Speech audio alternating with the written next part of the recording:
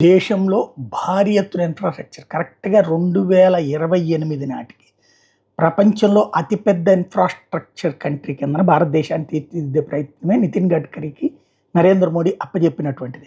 ఇప్పటికే ప్రపంచంలో టాప్ 2 దగ్గరికి తీసుకురాగలిగాడు. ఇప్పుడు ఆయా 6,00,000 కోట్లు ఖర్చు పెట్టబోతున్నారు. 10,000 కిలోమీటర్ల గ్రీన్‌ఫీల్డ్ హైవేలు కట్టబోతున్నారు. మనకి అమరావతి వీటికి కూడా వస్తుంది కదా!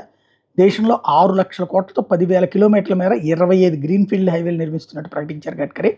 ఈ ప్రాజెక్టుల మూలంగా 15,00,000 కోట్ల ఆదాయం రాబోతుంది. ఎక్స్‌ప్రెస్ హైవేలతో లాజిస్టిక్స్ కాస్ట్ 16% నుంచి 10% వచ్చింది ఇప్పటికే.